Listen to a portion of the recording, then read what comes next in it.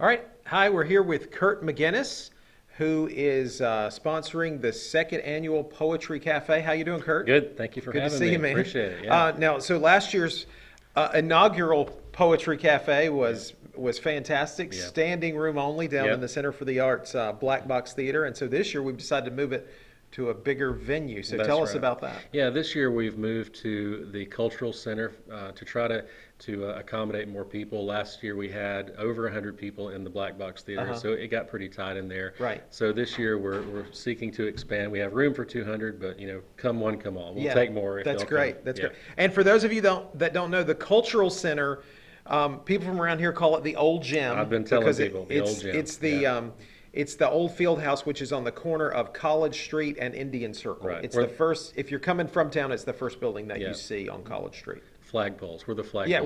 where the big flagpoles Yeah. are. And I know we have a guest speaker this year. Tell us who that is. Yeah, this year it's a local guy. Last year we got the poet laureate of Northwest Florida, Jamie Jones, to come, and he did a fabulous job. But this year we decided to go local, and so our local poet is actually a student here, a senior in the English Ed program, Sean O. Smith, which is a pseudonym. Okay.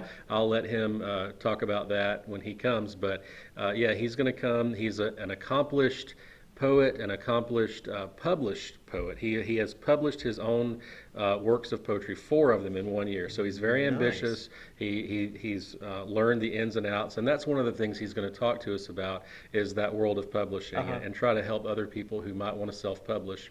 But he's also going to read his own poetry to us. Fantastic. Yeah.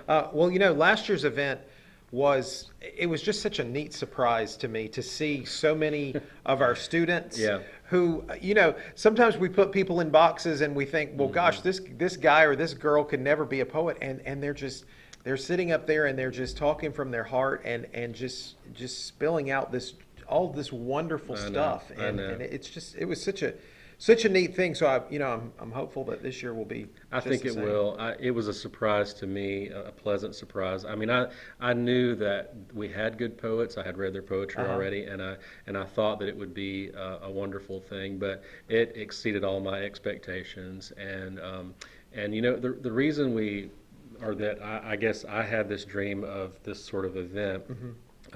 Was to enhance poetry in this area, to kind of create a Chipola College or Mariana poetry scene, or to maybe not create it, but help it along. Right. And I think that the first Poetry Cafe really did that, and I'm hoping it will just continue on and on. Right.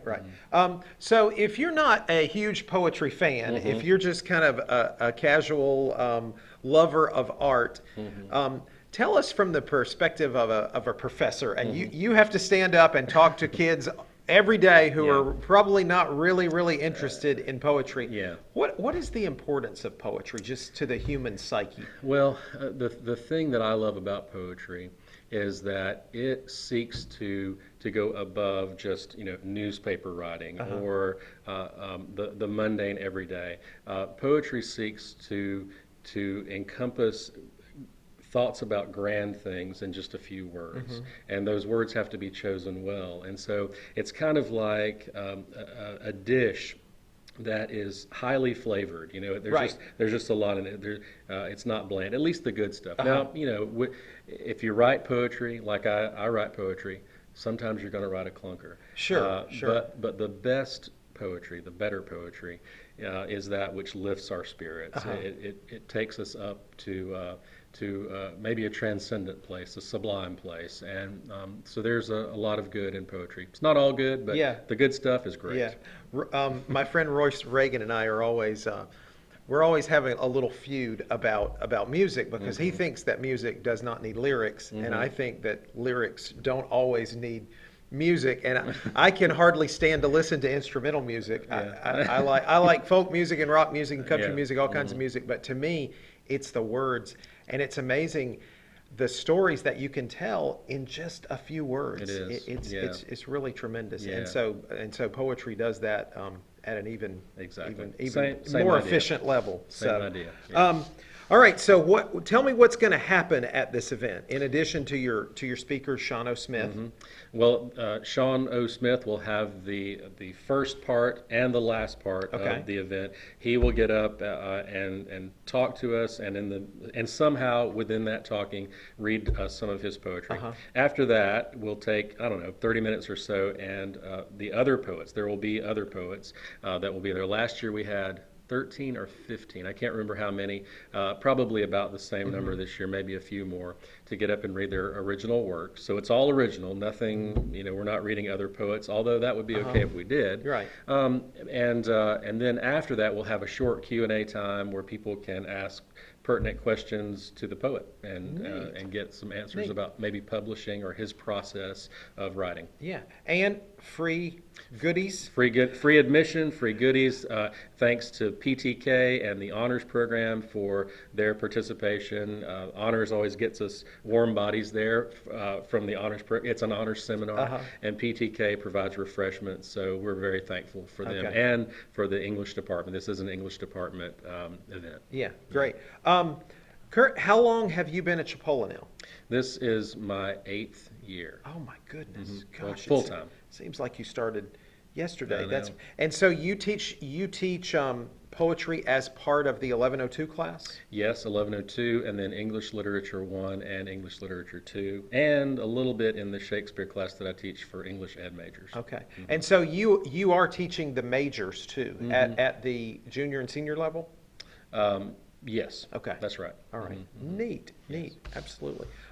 So this event, again, is Thursday, April 2nd. Correct. In the Cultural Center. Yes. And it is free, and it should be a really good time to hear. Now, I got to ask you one more thing. Last year, I was really impressed with some of your poetry. Oh. Remember we talked about the thing with your grandfather pouring his coffee in the saucer and pouring in it, and I had not even thought of that since my grandfather was on this earth. But are you going to be reading some of your original works this year? I am. Yes, I am. So you've written some more since last year? I have, yeah. I've written quite a few, and I'll be sharing the ones I think that are the better ones anyway. So yeah. Now, we don't want to go too long because the perfect length is like 8 to 9 minutes. That's what Director Dove tells us. But I want to ask you something about the creativity part. Okay. I idolize a guy named John Prine, and he's a prolific folk songwriter, and he says, we decide to get together at 9 o'clock on Monday morning. We just sit down and write a song, which is not how it works at all. So when do your creative juices flow, or do you have to get a lot of stuff cleared out of your mind before you can get stuff down on paper? Yeah, I really do. That's my process. Now, Sean O. Smith, when he shares his process, he is a very regimented poet. He writes every day without fail. I can't do that. I'm more of a romantic when it comes to writing poetry. I have to wait for it. Yeah. So I do, and usually my poetry comes from family and things of that nature. Right. So yeah, I'm the guy that has to pull over to the side of the road and write it down on a receipt or something. That's neat. That's neat. Yeah. I love now, and I'm really paraphrasing Hank Williams Sr. He said, God just sends the words through the pen, and I just write them down. So right, yeah. It is a fascinating process. Well, Kurt, thank you so much, and we look forward to the Poetry Cafe on Thursday, April 2nd, 6 p.m., and maybe we'll have another show with Sean O. Smith later. Great. Thank you. Thanks for Kurt. having me. Appreciate it.